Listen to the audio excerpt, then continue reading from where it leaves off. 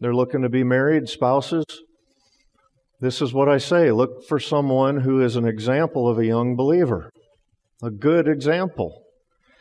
Typically, I think perfection takes over. It might go kind of like this. The ladies looking for perfection in a young guy. They want someone who has the faith of Abraham, a heart like David, a mind like the Apostle Paul, the patience of Job, the courage of Caleb, leadership qualities like Moses, the wisdom of Solomon, and last but not least, they want a physique like Samson. And a lot of you guys are going to get knocked out with that last one. You better hit the gym.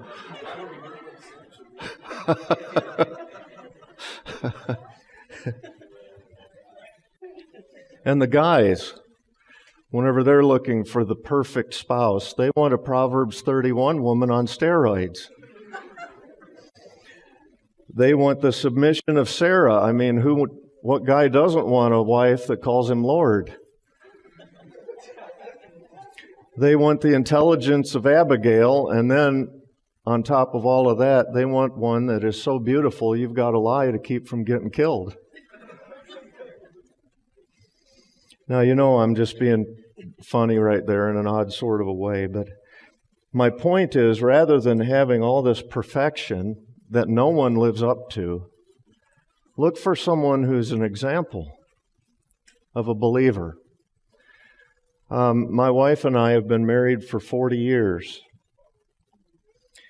just this year, and I can tell you for sure she's not perfect, and neither am I. There's no perfection in our marriage that way. She's closer than I am, and I tease her. I tell her she's almost done with her probationary period, and she better just keep right on toeing the line. But the reason I say that is there's grace. We're still married because there's grace. Neither one of us being perfect.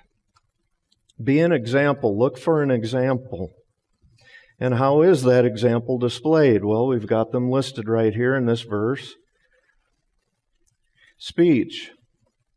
If you find a young man or a young woman that is gracious in their speech, controlled in their speech, you found something. Because that is so rare, so hard to accomplish. Speech.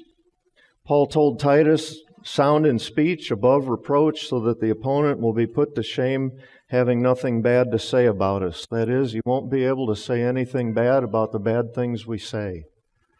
Our speech. And then he lists conduct here.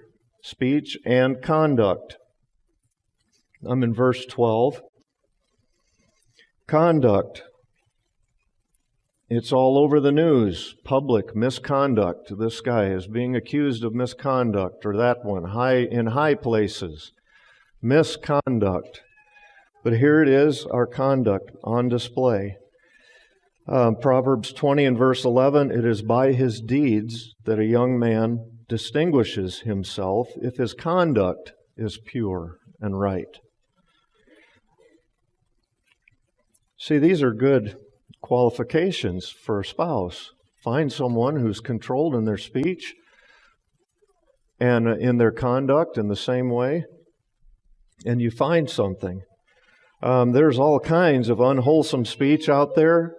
Coarse jesting, things that ought not to be mentioned, those are phrases in the Bible that are spoken of in a negative way. There are phrases of exclamation that I see, and it's a personal pet peeve of my own, phrases of exclamation that people use that it seems like they try to get as close to the profanity of the world as they can without it happening. And I say that's unwholesome. It ought not to be. Find someone whose speech is upright and their conduct is upright. Paul told the Ephesians in Ephesians 5 and verse 15, he said, be careful how you walk, not as unwise men, but as wise. There's a conduct, in my opinion, it's inconsistent with a wise and a careful walk. Now, I realize, and you do as well, that there are a lot of gray areas in the Christian experience. There's a lot spoken about Christian liberty these days. And someone might say, what about this or what about that, whenever you're considering Christian liberty, and isn't this a gray area? I would say there are a lot of things that I don't have a verse that speaks directly to it. Most of those things, there's a principle that covers it. Sometimes there isn't. Sometimes it boils down to this right here. I tell someone, I wouldn't do that if I were you, because I don't think it's consistent with a wise and a careful walk. Ephesians chapter 5 and verse 15. So conduct. Speech and conduct. Then he speaks about love. Love to God. Love to the brethren. If you love God, you'll love the brethren. It's inescapable. Faith. I define faith as being confidence in God. It's a simple definition that it fits. Confidence in God, in my definition, is faith. Find someone who's confident in God, has faith in God, who loves God, loves the brethren, and their speech and their conduct are right. That person is making obvious progress. He speaks about purity, being unpolluted and undefiled.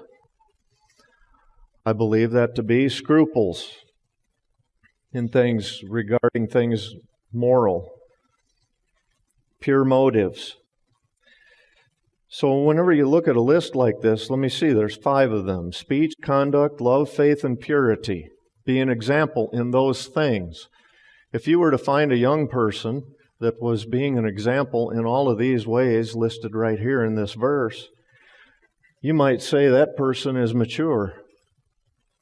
There's a level of maturity there beyond their years. You know, that does happen. Sometimes you meet someone and you say, this is an exceptional individual, beyond expectations.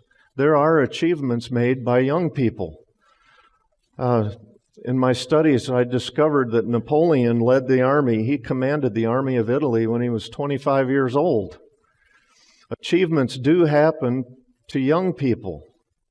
In the realm of Christian living and Christian walk, there are those who are exceptionally mature for their age. A recommended young man, an exceptional young lady. Humble, gentle, controlled, disciplined, dignified. Those are the things we should be looking for rather than perfections in any other way, but those ways right there indicate someone who's going to be making obvious progress in the Christian faith. Verse 12. Next, verse 13.